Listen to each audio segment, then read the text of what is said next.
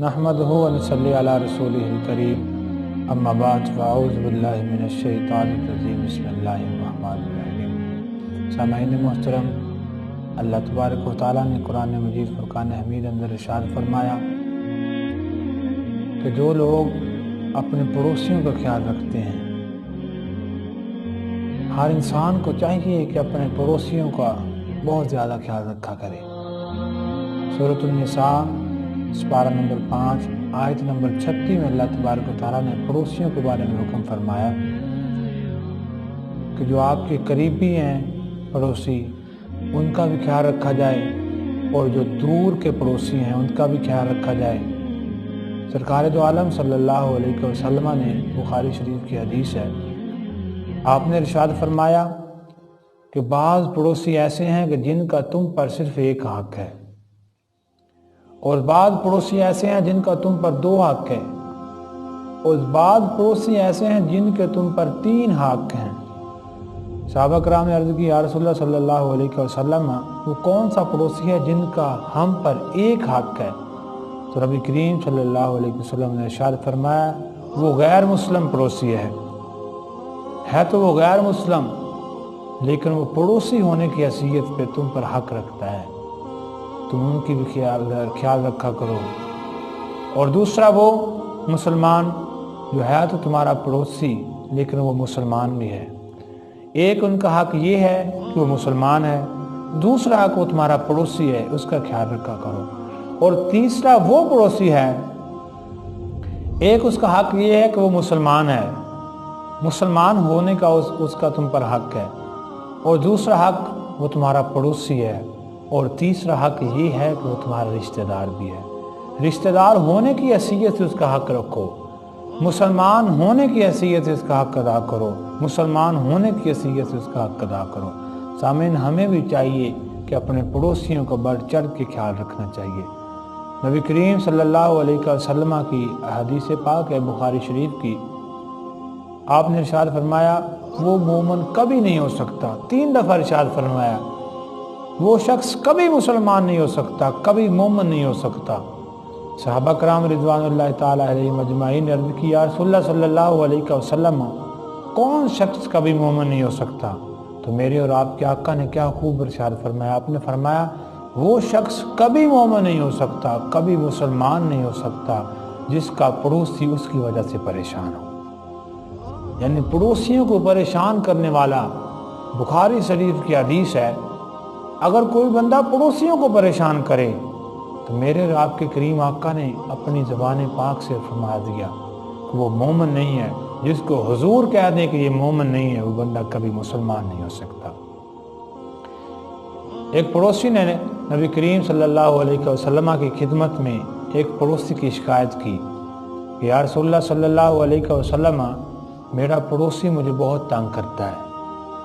तो मेरे और आपके आका नबी करीम सल्लल्लाहु अलैहि वसल्लम ने फरमाया कि तुम ऐसे करो कि अपना सामान घर से बाहर रख दो, सड़क पर रख दो।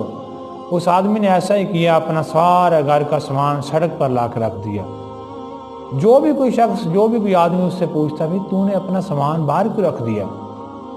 वो कहता कि मैं अपने पड़ोसी की वजह से परेशान हूँ, इसलिए मैंने अपना सारा घर का सामान सड़क पर रख दिया, बाजार पर रख दिया। तो वो लोग जो भी गुजरता, उस पड़ोसी को जो तंग करता था, उसे लानत और मलामत करता कि वो शर्म कर, तुमने अपने पड़ोसी को तंग किया हुआ है। हत्ता कि वो पड़ोसी हर इंसान गुजरता उसको लानत करता, इतना तंग आ गया, वो भी नबी करीम सल्लल्लाहु अलैहि वसल्लम की बारगाह में चला गया, हुजूर हर इंसान, हर बंदा, हर शख्स मुझे लानत करता है, मैं क्या करूं? तो मेरे आका नबी करीम सल्लल्लाहु अलैहि वसल्लम ने फरमाया कि सबसे पहले अल्लाह ने तेरे ऊपर लानत की। तूने पड़ोसी को तंग किया, तेरे ऊपर अल्लाह ने लानत की, फिर दुनिया वालों ने तेरे ऊपर लाने शुरू कर दी। उसने अर्ज़ की, या रसूलल्लाह सल्लल्लाहु अलैहि वसल्लम, पहली गलती की मुझे माफ़ी दे दें, आइंदा मैं अपने पड़ोसी को तंग नहीं करूँगा। फिर वो शख्स मेरे आका के पास आया, अर्ज़ करने लगा, या रसूलल्लाह सल्लल्लाहु अलैहि वसल्लम, अब मैं क्या करूँ? तो मेरे आका ने फरमाया, अब वो तुझे कभी भी तंग नहीं करेगा, तो अपना सामान घर में रख लो। और एक और बुजुर्ग दीन की बात है, हज़रत वाजिद बुस्तामी रहमतुल्लाह अलैह کتنا اچھا ہمارا اسلام ہے، کتنا اچھا ہمارا ایمان ہے کہ پڑوسی چاہے غیر مسلم بھی ہو اس کے ساتھ حسن سلوک کرنا چاہیے۔ حضرت خواجہ باجدین بستامی رحمۃ اللہ علیہ، آپ کا ایک پڑوسی تھا، یہودی تھا، وہ غریب تھا۔ وہ یہودی اپنی تجارت کے سلسلہ میں گھر سے باہر چلا گیا۔ جب گھر سے باہر گیا تو اس کی بیوی گھر میں اکیلی تھی۔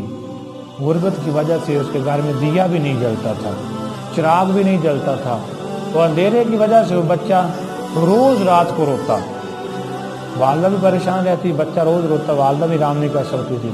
حضرت خواجہ باجدین بستامی رحمۃ اللہ علیہ کو جو پتہ چلا کہ یہ بچہ چراغ نہ ہونے کی وجہ سے روتا ہے، آپ نے اپنے گھر کا چراغ اٹھایا اور اس کے گھر پہ رکھ دیا۔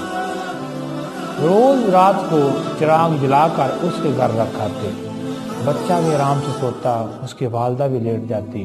جب وہ یہودی گھر میں آیا، یہودی کی بیوی نے سب کچھ اپنے خامد کے سامنے کہا کہ ہم تو گمراہ ہی رہے ابھی تک، ہمارا پڑوسی جو مسلمان ہے کتنا اچھا ہے، یہ روز رات کو دیا جلاتا ہے، چراغ جلاتا ہے، ہمارے گھر میں رکھ دیتا ہے۔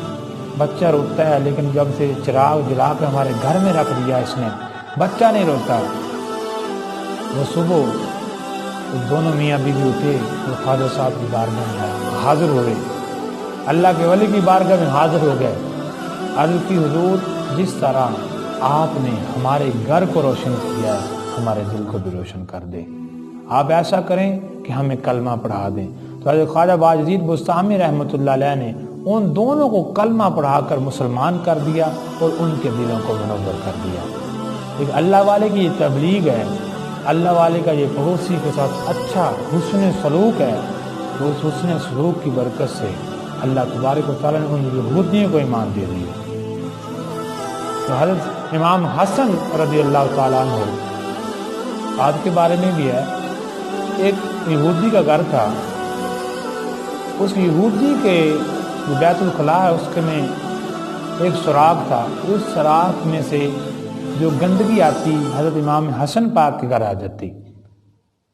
حضرت امام حسن رضی اللہ تعالیٰ عنہ نے اس کو نہیں کہا، کچھ نہیں کہا، کوئی بات نہیں۔ ایک دن اس یہودی کی عورت بیوی کسی کام سے حضرت امام حسن پاک کے گھر آ گئی۔